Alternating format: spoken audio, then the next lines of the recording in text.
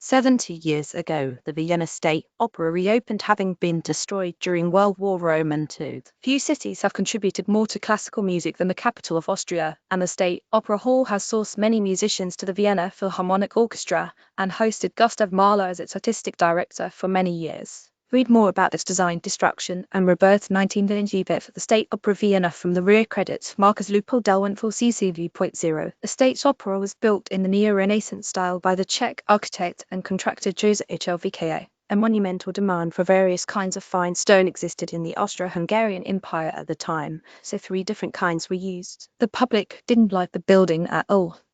In March 1945, the opera was set alight by an American bombardment. The auditorium and stage were destroyed by flames, as well as almost the entire decor and props for more than 120 operas with around 120,000 costumes. The front section, which had been walled off as a precaution, however, remained intact, including the foyer, with frescoes by Moritz von Schwind, the main stairways, the vestibule, and the tea room. Lengthy discussion took place about whether the opera house should be restored to its original state on its original site, or whether it should be completely demolished and rebuilt either on the same location or on a different site. It was rebuilt largely according to the original, unpopular design, but with modern improvements and finishings to reflect the style of the day, including new wooden flooring to help with acoustics. It opened with a performance of Beethoven's Fidelio, the only opera the great composer ever wrote. More good news on the state. The gunpowder plot failed when Guy Fawkes was seized from the cellar before he could blow up the English Parliament. 1605 suffragist Susan B.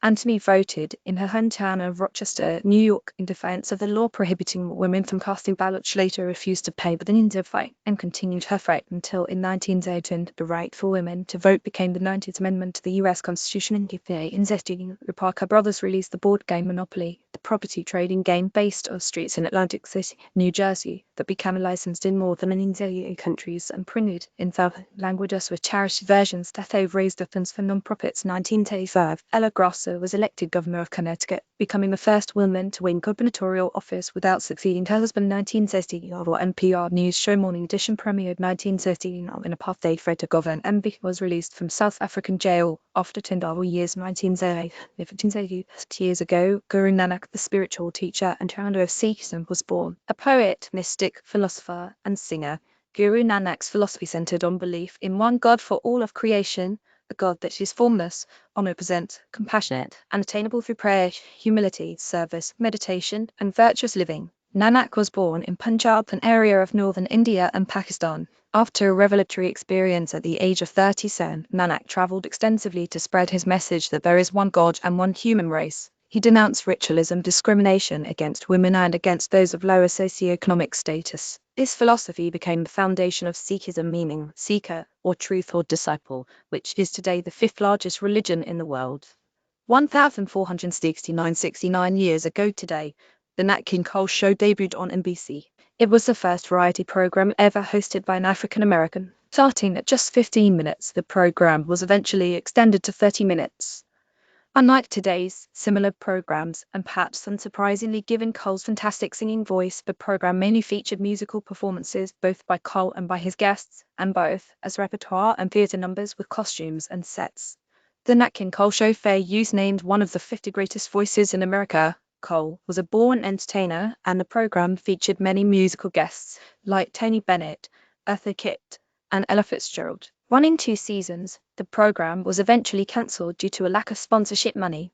Watch an episode below. 418 years ago today, a remarkable woman was born. Anna Maria van Schermen was a Dutch painter, engraver, poet, hyperpolyglot, and scholar who was the first woman to attend a Dutch university. A fierce defendant of a woman's right to education, she remained celibate her entire life in order to protect her reputation as a learned woman. Jan Leeuwen's portrait of Anna Maria van Schermen. From her very early age, it was clear that Anna Maria was, in her own words, immensely gifted by God in the arts. At the age of 10, she learned embroidery in 3 hours. In some of her writings, she talks about how she invented the technique of sculpting in wax, saying, "I had to discover many things which nobody was able to teach me." Her self-portrait wax sculpture was so lifelike that her friend, the Princess of Nassau, had to prick one with a pin just to be sure it was not real. From about 11 years old, Sherman was taught Latin and other subjects by her father along with his sons, an unusual decision at a time when girls in noble families were not generally tutored in the classics. To learn Latin, she was given Seneca to read by her father. In 1635, she became the first female student in a Dutch university.